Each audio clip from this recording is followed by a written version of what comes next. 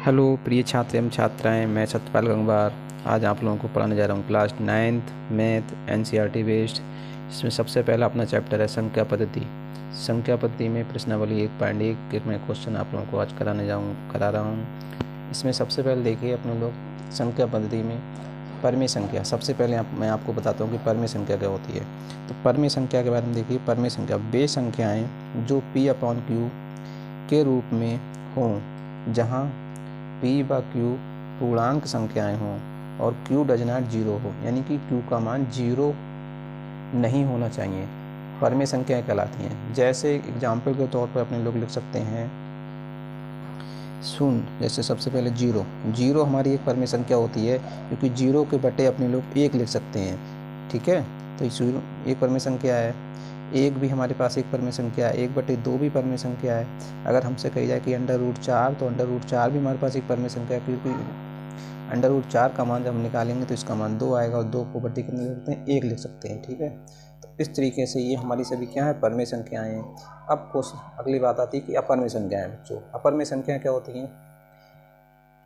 अपरमेय संख्याओं का मतलब होता है वे संख्याएं बच्चों जो P/Q के रूप में ना हो और ना उन्हें P/Q के रूप में लिखा जा सका हो, ना उन्हें P/Q के रूप में लिखा जा सकता हो, अपरमेय संख्याएं कहलाती हैं। बच्चों, इसका एग्जाम्पल अगर हम लोग देखना चाहें एग्जाम्पल में, तो एग्जाम्पल जैसे इसके लिए हम देखते हैं, तो जैसे हमारे लिए √2 दिया है, √2 का मान हम निकालेंगे तो यहाँ पर ऐसी √3 दिया है, ऐसी √5 दिया है, ऐसी √7 दिया है। तो ये सारी संख्या हमारी पास कैसी होती हैं? ये अपरमेय संख्या होती हैं। बच्चों, कैसी संख्या होती हैं? अपरमेय संख्या, क्योंकि इनको P/Q के रूप में ना तो लिखा जा सकता है और ना ये P/Q के रूप में है। तो इसके बाद अपने सबसे पहला क्वेश्चन हम आज प्रश्नावली 1.1 का पहला क्वेश्चन कराने जा रहे हैं। देखिए, पहला क्वेश्चन अपना दिया हुआ है कि क्या शून्य एक परमेय संख्या है? क्या इसे आप P/Q के रूप में लिख सकते हैं, जहां P और Q क्या है, पूर्णांक हैं और Q डज नॉट जीरो है। तो बच्चों, इसको बताना है कि आपको क्या शून्य एक परमेय संख्या है या नहीं है। तो बच्चों, शून्य अपने पास जो होती है, यानी शून्य हमारे पास एक परमेय संख्या होती है, क्योंकि अपने शून्य को यानी जीरो को 0/1 लिख सकते हैं। जब किसी संख्या के नीचे हम 1 लिख सकते हैं, यानी यहाँ पर बटे में Q यानी P/Q होता है। इसका मतलब क्या होता है? P/Q, यानी Q का मान जीरो नहीं होना चाहिए, Q डज नॉट जीरो। और यहाँ पर Q बराबर हमारा कितना है? 1। तो शून्य के अलावा कोई भी संख्या अगर बटे Q की जगह पर होती है तो वो हमारी परमेय संख्या होती है। P का मान शून्य हो सकता है, लेकिन Q का मान शून्य नहीं होना चाहिए। तो इसलिए हम इसमें लिख देंगे हाँ। क्या लिख देंगे? हाँ। हाँ, शून्य हमारे पास कैसी है? एक परमेय संख्या है। क्यों? क्योंकि इसमें जो शून्य दिया है, शून्य को हम 0 यानी 0/1 लिख सकते हैं। और एक हमारे पास क्या होता है? ये परमेय संख्या किसके रूप में होती है? P/Q के रूप में होती है। तो यहाँ पर Q का मान कितना है बच्चों? 1।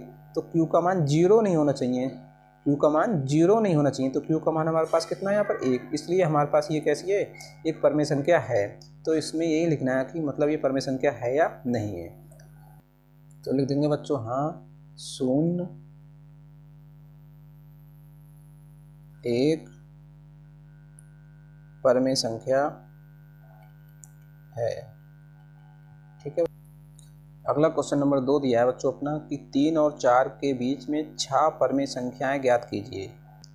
तो देखिए बच्चों, अपने को 3 और 4 के बीच में 6 परमेय संख्याएं निकालनी है। तो जब 6 परमेय संख्याएं निकालते हैं तो हम इसमें कितनी परमेय संख्या निकाल रहे हैं? 6।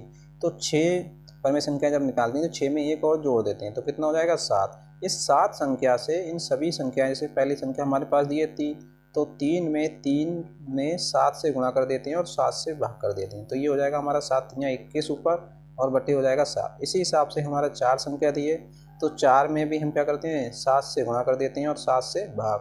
तो 7 चौक 28 हो जाएगा और 7 एकम 7 हो जाएगा बच्चों। अब हम इसमें क्या करते हैं कि हमारी संख्या हो गई 21/7 और 28/7। अब हमारे पास संख्या हो गई 21/7 और 28/7। इन दोनों संख्याओं के मध्य की सारी संख्याएं लिख लेते हैं। इतने और इतने के मध्य की सभी परमेय संख्याएं। तो बच्चों सभी परमेय संख्या हमारी कितनी हो जाएंगी, देखिए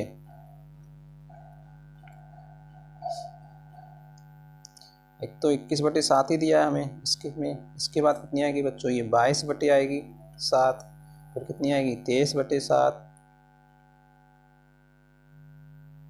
फिर कितनी आएगी बच्चों 24/7, फिर 25/7, फिर कितनी आएगी 26/7, फिर 27/7, फिर कितनी हो जाएगी 28/7। तो हमें लिखना क्या है, हमें लिखना है बच्चों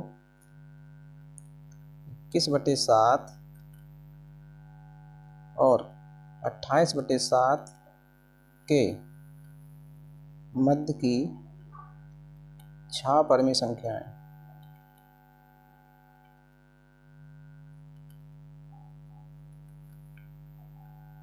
जब सभी परमेय सब 6 परमेय संख्याएं लिखेंगे बच्चों, तो हमें 6 परमेय संख्या निकालना है, इनके और इनके मध्य की। तो ये संख्या पहली और लास्ट वाली इन संख्याओं को छोड़ देते हैं, इनके मध्य की निकालना है। क्या निकालना है, इनके मध्य की।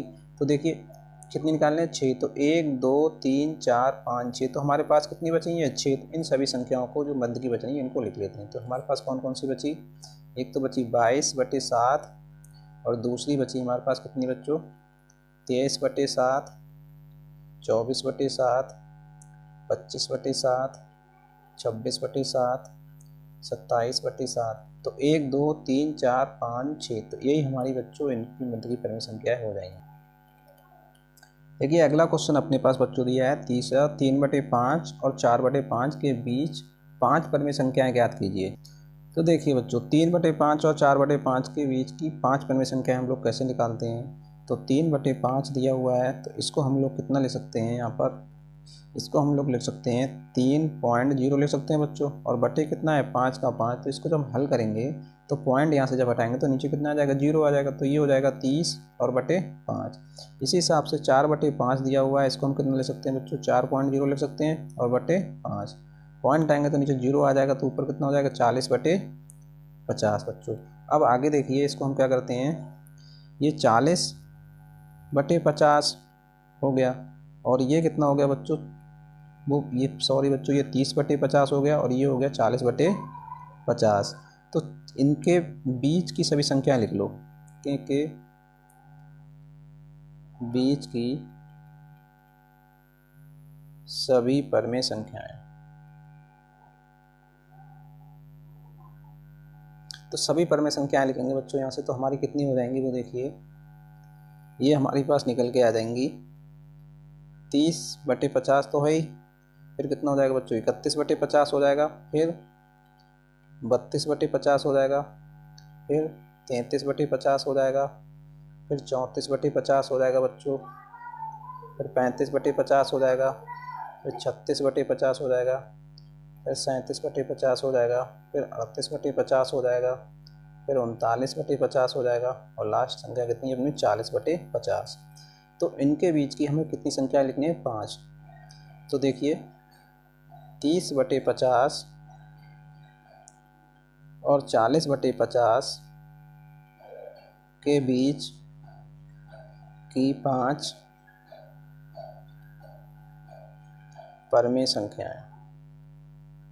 और जब 5 परमेय संख्याएं लिखेंगे तो हम बच्चों ये 30/50 और 40/50 को छोड़कर इन बीच की संख्याओं में से कोई सी भी संख्या यहाँ 5 लिख सकते हैं। चाहे तो 31 से स्टार्ट कर दिए, चाहे 32 से स्टार्ट कर दिए, चाहे 33 से स्टार्ट कर दीजिए, लेकिन ये 40/50 और 30/50 के बीच में ये संख्याएं दी हैं, इनमें से आप कोई सी भी 5 परमेय संख्याएं लिख सकते हैं। तो देखिए हम लोग लिख सकते हैं, यहीं से लिख लेते हैं 31/50, 32/50, 33/50, 34/50, 1 2 3 4 और होगा कि 35/50। तो ये 5 परमेय संख्याएं हमारी हो गई बच्चों, 31/50, 32/50, 33/50, 34/50 और 35/50।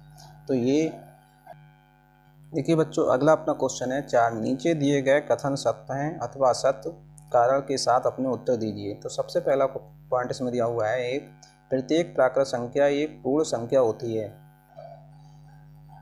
तो बच्चों देखिए प्रत्येक प्राकृत संख्या एक पूर्ण संख्या होती है। क्यों होती है, क्योंकि ये हमारे मतलब प्राकृत संख्याएं जो होती हैं, देखिए प्राकृत संख्याएं जो होती हैं बच्चों वो किससे स्टार्ट होती हैं, 1 से स्टार्ट होती हैं, 1 2 3, ठीक है, और ये लास्ट तक जाती हैं। इसी हिसाब से अगर हमारी पूर्ण संख्या की बात करें तो पूर्ण संख्या कैसे स्टार्ट होती हैं, 0 से स्टार्ट होती हैं, फिर उसके बाद 1 2 3 ये लास्ट तक जाती हैं। तो प्राकृत संख्याओं में अगर हम शून्य को जोड़ देते हैं बच्चों तो वो हमारी क्या बन जाती हैं, पूर्ण संख्या बन जाती हैं। तो इसलिए प्रत्येक प्राकृत संख्या क्या होती है, पूर्ण संख्या होती है। तो ये क्वेश्चन जो हमारा पहला क्वेश्चन जो दिया हुआ है ये हमारा कैसा है बच्चों, ये हमारा सत्य है। कैसा है बच्चों, सत्य है। तो लिख देंगे सत्य से। ऐसे ही अगला दूसरा पॉइंट हमें बच्चों दिया हुआ है कि प्रत्येक पूर्णांक एक पूर्ण संख्या होती है। प्रत्येक पूर्णांक एक पूर्ण संख्या होती है। तो बच्चों ये देखिए, प्रत्येक पूर्णांक, पूर्णांक का मतलब होता है, पूर्णांक जो होते हैं वो हमारे माइनस के भी हो सकते हैं, ठीक है, और प्लस का भी पूर्णांक हो सकता है, शून्य भी हो सकता है। तो इसमें कुछ संख्याएं प्लस की भी होती हैं, कुछ माइनस की भी कुछ संख्याएं प्लस की होती हैं, कुछ माइनस की होती हैं और शून्य भी होता है। तो जो प्रत्येक पूर्णांक होता है बच्चों वो पूर्ण संख्या नहीं होती है, क्योंकि पूर्ण संख्या केवल प्लस की होती हैं और जबकि पूर्णांक में क्या होता है, माइनस का भी संख्या होती है। तो इसलिए हमारा क्या है, ये क्वेश्चन नंबर 2 जो दिया हुआ है वो कैसा हो जाएगा बच्चों, ये असत्य हो जाएगा। कैसा हो जाएगा, असत्य। ये असत्य हो जाएगा। क्यों असत्य हो जाएगा बच्चों, क्योंकि ये हमारे पास जो संख्या होती हैं, पूर्णांक संख्या जो होती हैं वो प्लस और माइनस दोनों की होती हैं और पूर्ण संख्या केवल किसकी होती है, प्लस की होती है। जब भी हमने जो बता चुके थे कि शून्य के साथ सभी संख्या क्या होती हैं, पूर्ण संख्या होती हैं, और पूर्णांक संख्याओं में क्या होता है, उसमें प्लस की भी संख्या होती है बच्चों और माइनस की संख्या भी होती है और साथ में शून्य भी होता है। तो इसलिए ये पूर्णांक संख्याएं जो होती हैं तो पूर्ण संख्याएं नहीं होती हैं बच्चों। तो इसलिए हमारा क्वेश्चन ही असत्य हो जाएगा। अगला दिया हुआ है हमें प्रश्न, इसका तीसरा पॉइंट जो दिया है, प्रत्येक परमेय संख्या एक पूर्ण संख्या होती है। प्रत्येक परमेय संख्या देखिए एक पूर्ण संख्या होती है। तो देखिए बच्चों, प्रत्येक परमेय संख्या, परमेय संख्या का मतलब होता है जैसे हमारे पास 1/2 भी परमेय संख्या होती है, 2 भी परमेय संख्या होती है, 2/3 भी परमेय संख्या होती हैं। तो ये देखो 2 संख्या है, ये तो पूर्ण संख्या है बच्चों, लेकिन ये जो 2/3 ये 1/2 ये परमेय संख्याएं तो हैं लेकिन पूर्ण संख्याएं नहीं है। पूर्ण संख्या का मतलब होता है जिसका पूर्णांक, जैसे 1 2 3 ये सब पूर्ण संख्या होती हैं, ठीक है, लेकिन जैसे 2/3 ये हमारी कैसी परमेय संख्या है, परमेय संख्या लेकिन पूर्ण संख्या नहीं है। तो ये हमारा कैसा हो जाएगा बच्चों, ये तीसरा पॉइंट भी हमारा असत्य हो जाएगा। समझ में आ गई बात, ये कैसा हो जाएगा, असत्य, क्योंकि प्रत्येक कह रहे हैं प्रत्येक परमेय संख्या, परमेय संख्या का मतलब होता है जिसमें अंश और हर यानी P/Q के रूप में इसे लिखा जा सकता है, लेकिन ये P/Q के रूप में लिखा गया तो ये 2, जैसे केवल 2 होता तो 2/1 लिखेंगे तो इसको तो ये पूर्ण संख्या हमारी है, क्योंकि ये 2 से को जब 1 से डिवाइड करेंगे तो 2 आएगा। लेकिन 2/3 जो दिया हुआ है इसलिए P/Q के रूप में लिखा हुआ है, और इसको जब हम लोग हल करेंगे तो 2/3 को तो ये पॉइंट में आएगा और पॉइंट में मान आएगा तो वो पूर्ण संख्या नहीं होती है, वो अपूर्ण संख्या होती है। वैसे होती है बच्चों, अपूर्णांश होता है, वो अपूर्ण संख्या कहलाती है। तो इसलिए प्रत्येक परमेय संख्या पूर्ण संख्या नहीं होती है। तो ये इसका मतलब ये असत्य हो जाएगा बच्चों, ठीक है। आप लोगों को हमारा पढ़ाया हुआ अगर पसंद आया हो तो इस चैनल को सब्सक्राइब कीजिएगा और अपने साथी लोगों को ज़्यादा से ज़्यादा शेयर कीजिएगा।